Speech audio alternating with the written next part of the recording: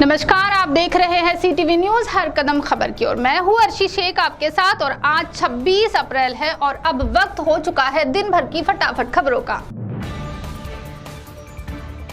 चंद्रपुर शहर के ऊर्जा नगर बैंक ऑफ इंडिया में चोरी के इरादों से आए चोरों के हाथ लगी असफलता, बदले में ले भागे 12 बोर की राइफल। ये घटना तब प्रकाश में आई जब शनिवार और इतवार के दिन बैंक बंद थी। छुट्टियों के दिन बैंक ऑफ इंडिया के पिछले दरवाजे का ताला तोड़कर भीतर प्रवेश किया, किंतु जहां पर रखी थी कैश वहां तक नहीं पहुंच पाए चोर। अंत में सुरक्षा रक्षकों की 12 बोर की राइफल लेकर हुए फरार। पुलिस द्वारा अज्ञात चोरों की तलाश जारी है।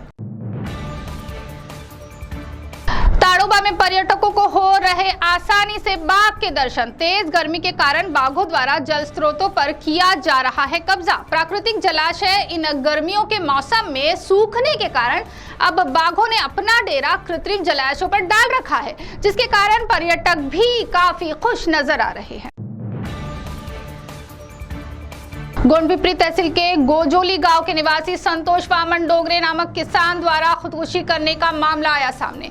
फसल की पैदावार नहीं होने के कारण कर्जे का बोझ बढ़ता गया और अंत में कर्जे के बोझ तले दबकर डोगरे ने आत्महत्या कर ली। चामोशी तहसील के कुनघाड़ा वन परिक्षेत्र में शाम के समय चीतल ने दी दुपहिया को टक्कर। इस दुर्घटना में दुपहिया सवार तथा चीतल दोनों की हुई मृत्यु तथा दुपहिया पर सवार युवती हुई गंभीर जख्मी। अपनी भांजी को उसके गांव पहुंचाने जा रहे सुनील मनकू कड़ियामी के सामने अचानक ही चीतल ने लगाई छलांग और दुपहिया हुई क्षतिग्रस्त, जिसमें दुपहिया पर सवार मामा और भांजी हुए गंभीर जख्मी। अस्पताल में उपचार के दौरान मामा ने दम तोड़ दिया।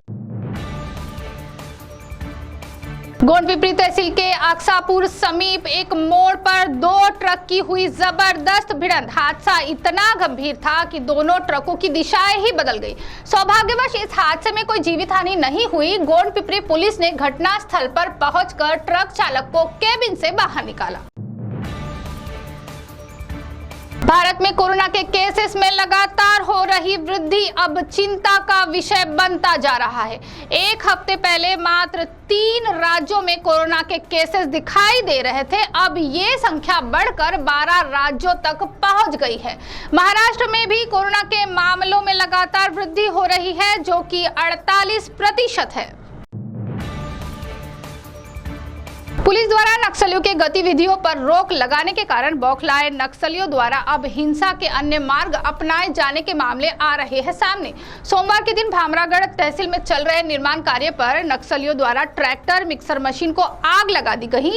वहीं दूसरी घटना में जनरेटर के साथ सीमेंट बैगों को भी फूंक दिया गया। नक्सलियों की इन हमलों के कारण परिसर में दहशत का वातावरण दिखाई दे रहा है। हैवानियत का आलम इस कदर सर पर चढ़ जाता है कि काम वासना में अंधा इंसान अपनी सगी बेटी को भी अपना शिकार बनाने की सोच रखता है। ऐसा ही एक मामला भद्रावती तहसील में आया सामने। एक शादीशुदा औरत अपने पति को छोड़कर लगभग 10 महीनों से अपने पिता के घर में रह रही थी। वहां वासना में अंधे पिता की बुरी नजर इस महिला पर पड़ी और उसने अपने बेटी पर अत्याचार करने का प्रयास किया। इस मामले की शिकायत दर्ज कराते ही पुलिस ने 53 वर्षीय आरोपी को गिरफ्तार किया है। इलेक्ट्रिक वाहनों का इस्तेमाल करने के लिए एक और सरकार कह तो रही है, वहीं दूसरी ओर इन इलेक्ट्रिक वाहनों में कई दोष नजर आ रहे हैं, जिसका खामियाजा वाहन खरीदने वालों को भुगतना पड़ रहा है। बीड़ जिले में एक ग्राहक ने इलेक्ट्रिक दुपहिया वाहन मात्र 1 महीने पहले खरीदा था और वह बार बार बंद होते जा रहा था। अंत में कंपनी में जाकर इसने शिकायत दर्ज की, लेकिन कंपनी ने भी हार मानी। ऐसे में इस ग्राहक ने वाहन को जोड़ा एक गधे के साथ और दोनों को घुमाया पूरे शहर में। मातोश्री के सामने हनुमान चालीसा पठन करने की जिद करने वाले राणा दंपति की बड़ी मुश्किलें। हाईकोर्ट द्वारा उनकी जमानत की अर्जी को नामंजूर करने पर अब राणा दंपति की मुश्किलें बढ़ती हुई आ रही है नजर। सत्ता पक्ष और विपक्ष के बीच चल रहे राजनीतिक युद्ध के बीच फंसे राणा दंपति को लेकर अब काफी चर्चाएं है शुरू। केंद्रीय मंत्री नितिन गडकरी ने भी जनसेवक को जनता की सेवा करना चाहिए, ना कि नौटंकी, ऐसा कहकर एक तरह से सभी जनसेवकों को हिदायत दी है।